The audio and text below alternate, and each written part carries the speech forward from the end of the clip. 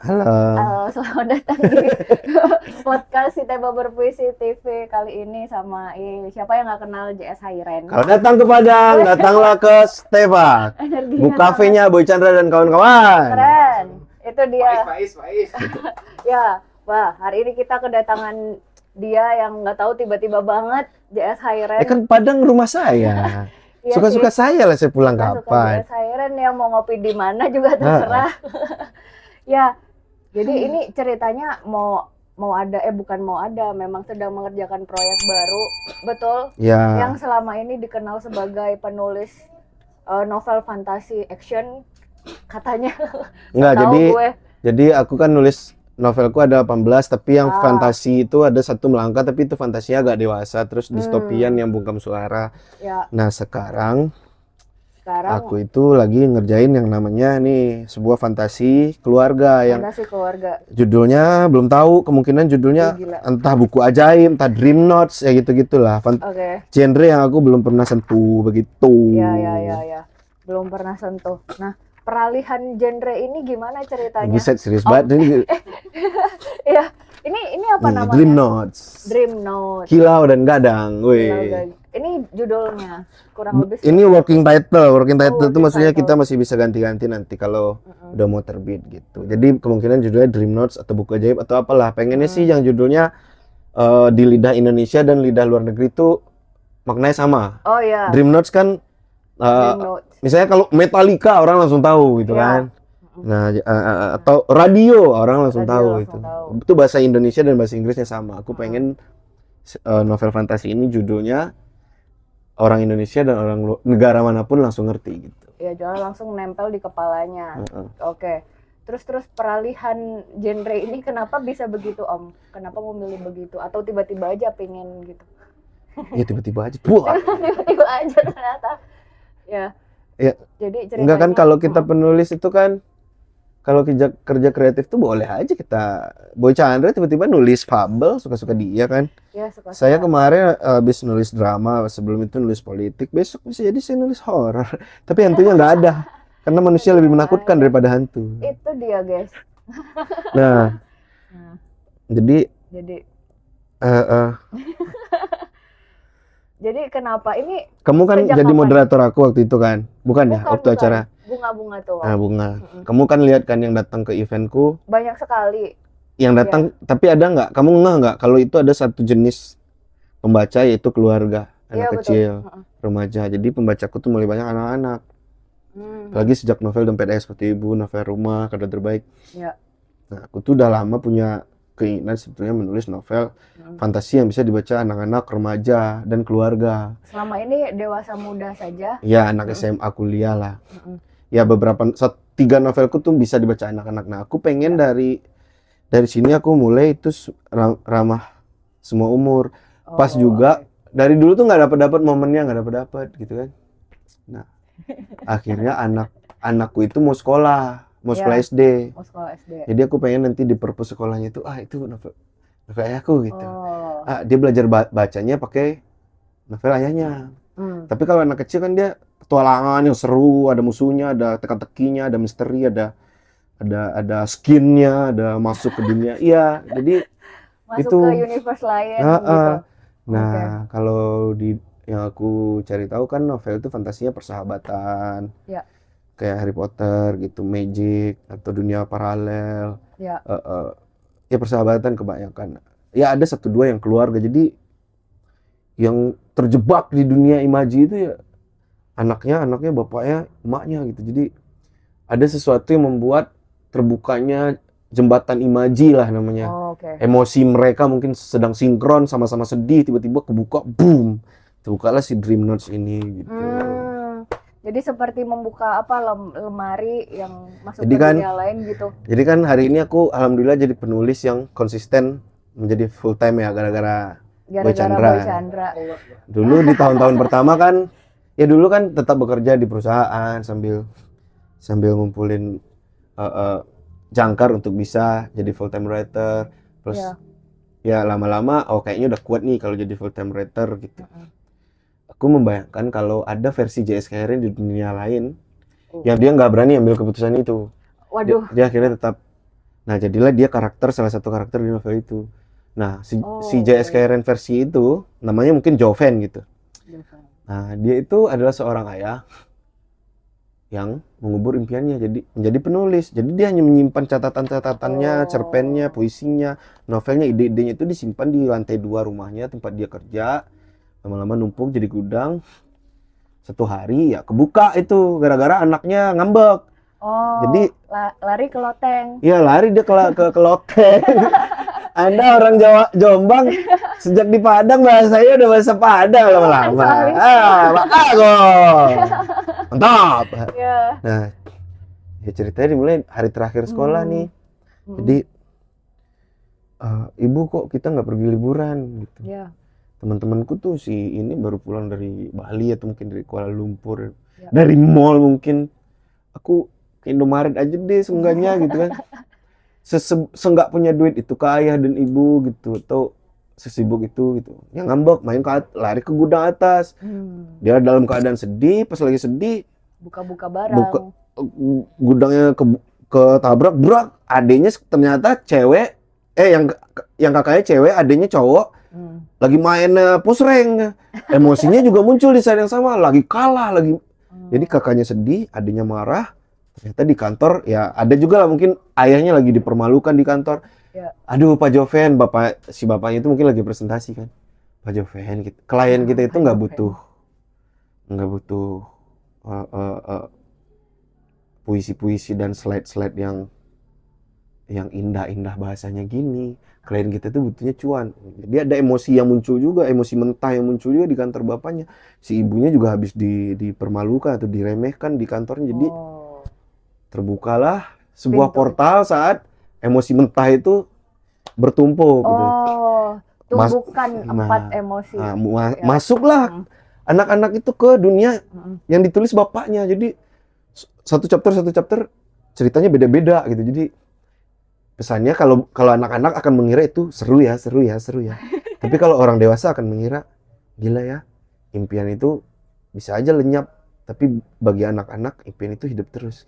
Itu pesannya. Kayak judulnya Dream Notes. Jadi itu bisa dibaca oleh semua orang. Rencananya targetnya memang semua umur, dari SD, SMP, SMA, ayah ibunya juga bisa baca gitu. Aku udah mengerjakan ini sejak istriku dapat kabar kalau dia hamil anak pertama kami sekitar 6-7 tahun lalu. Ya 2019, 2018 ya segituan lah. Nah, semoga 2026 akan terbit. Amin. Jadi itu kenapa urutannya begitu ceritanya? Kan ada tuh buku-buku semacam ini untuk naskah-naskah berikutnya yang akan terbit. Nah, kenapa di tahun 2026 ini karena anakku masuk sekolah SD tahun ini. Jadi nanti begitu dia belajar baca pakai buku bapaknya. Itu dia, gengs. Motivasinya itu. Sama akhir-akhir ini aku menemukan motivasi, aku harus bikin J.S. Karen usia 11 tahun bangga dengan cerita fantasi yang dibikin. Karena kan usia 11, 12, 13 itu dia udah bukan anak-anak lagi, tapi dia juga belum remaja gitu. Dia masih usia yang dikagumi oleh anak 10, 9, 8, 7. Tapi dia usia yang masih dihormati oleh anak 15, 16, 17, 18. Itu usia persisian. Kalau di Indonesia nggak ada tuh istilahnya. Kalau bahasa Inggris tuh ada, dari kids ke teenager tuh ada gitu. Masa transisinya. Jadi aku pengen bikin J.S. Karen usia 11 tahun. Itu wah gila bro, kita bikin cerita keren gitu.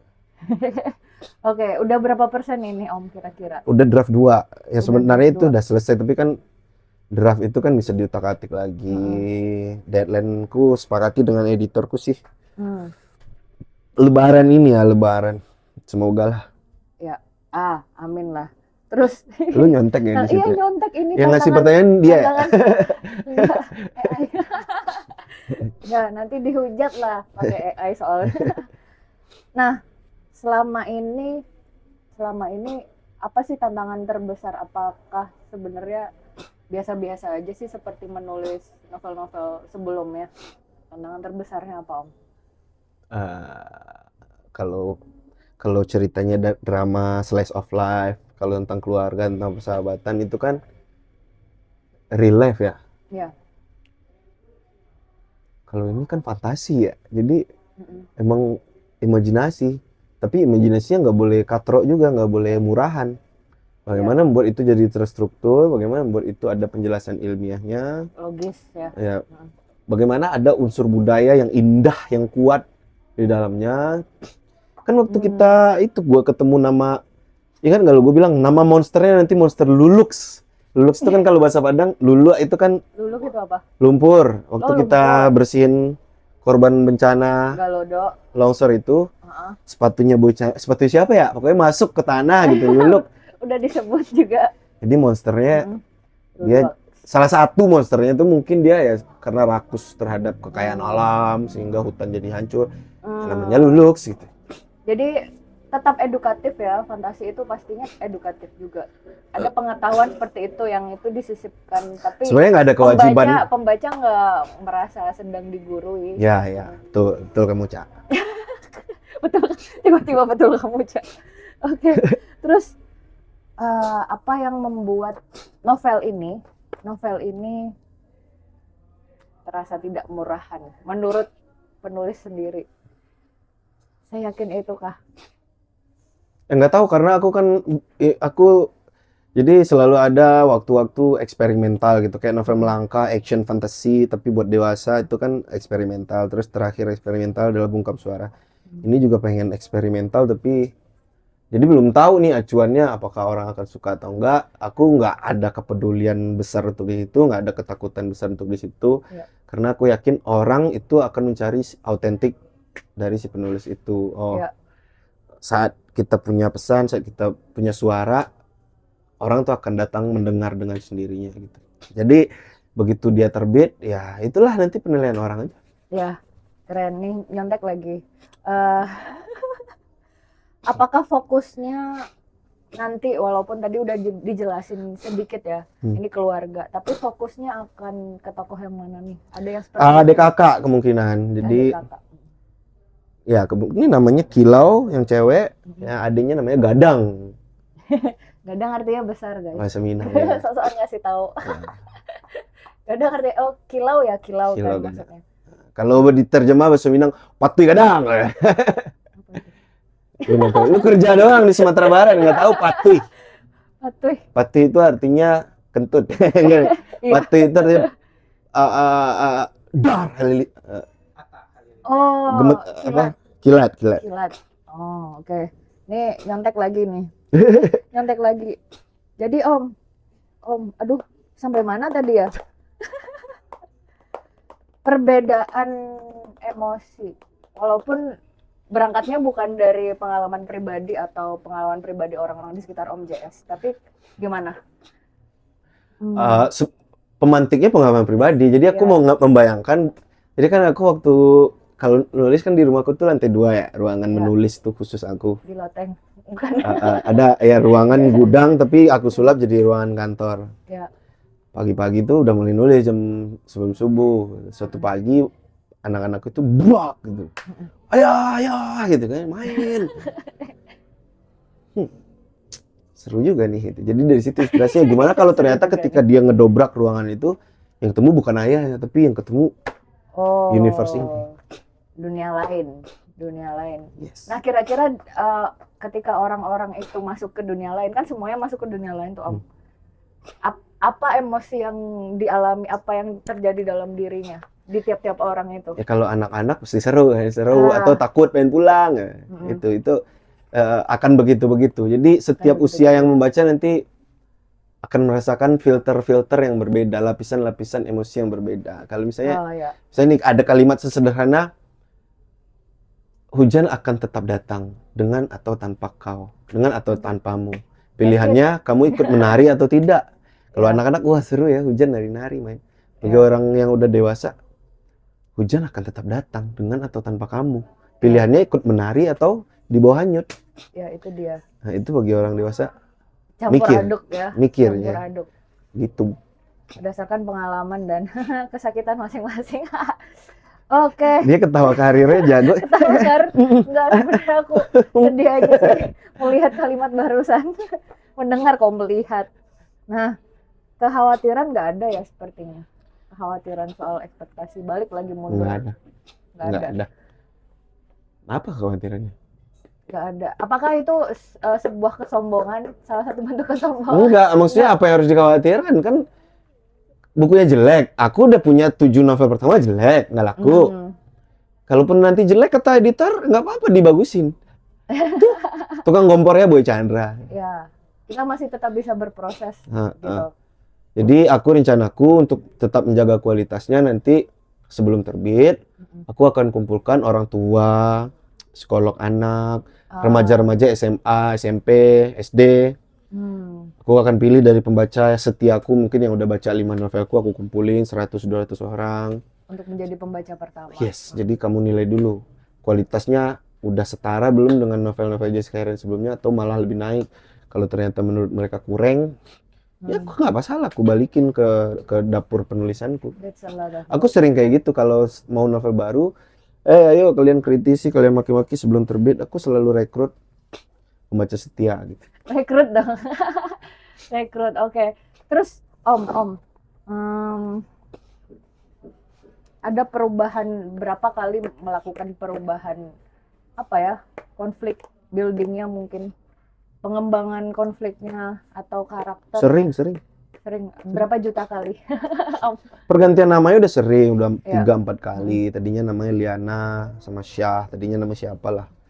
Konflik utamanya juga draft 1 sama draft 2 tuh beda. Biasanya kan kita kalau draft 1 draft 2 itu nggak terlalu beda ya. Nah ini gue draft 1 draft 2 itu lumayan beda.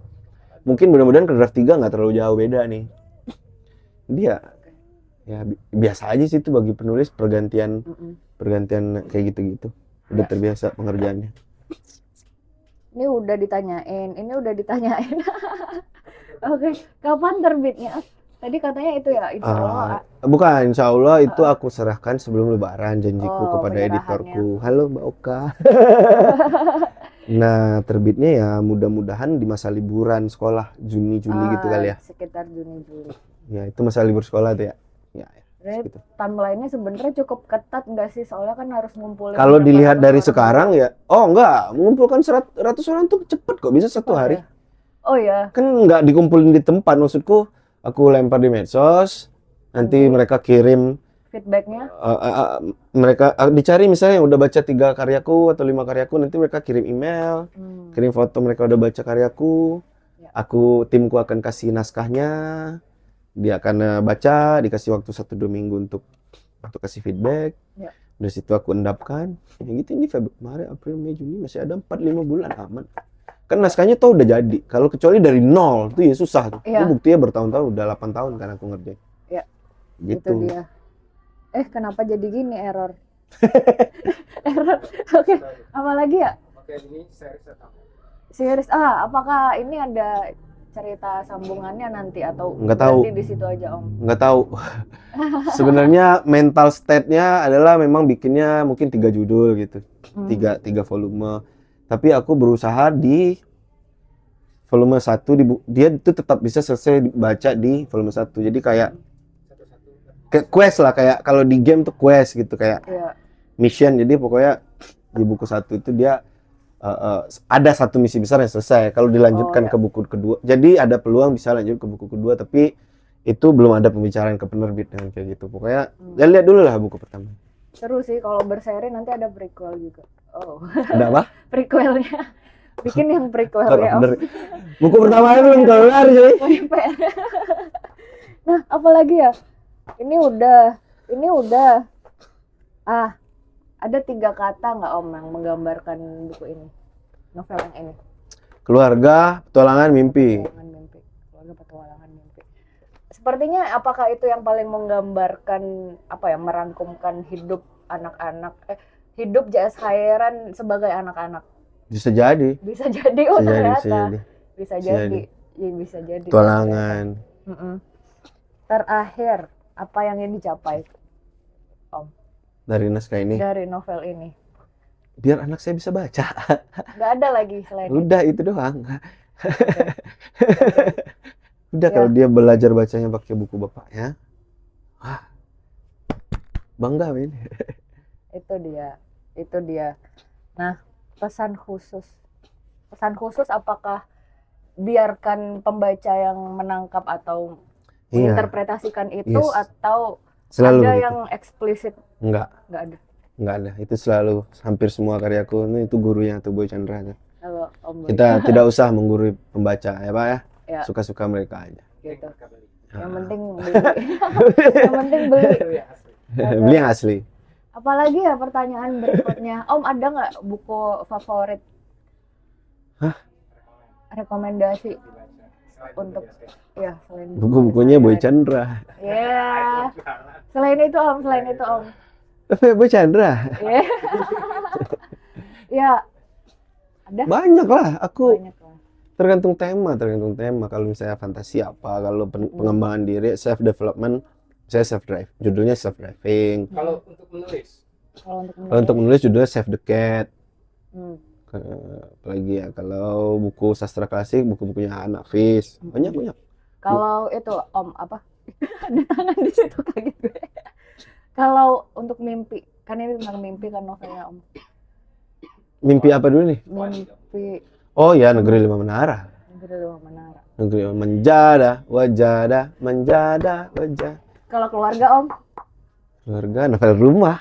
Iya, J.S. Hayren. novel rumah J.S. Hayren. Baru Baru terbit. 9 kali cetak ulang sebelum terbit. Itu dia. Nah, kalau boleh sombong satu Om, kira-kira novel fantasi keluarga ini akan meledak semeledak apa? Nggak tahu. Nggak tahu, oke.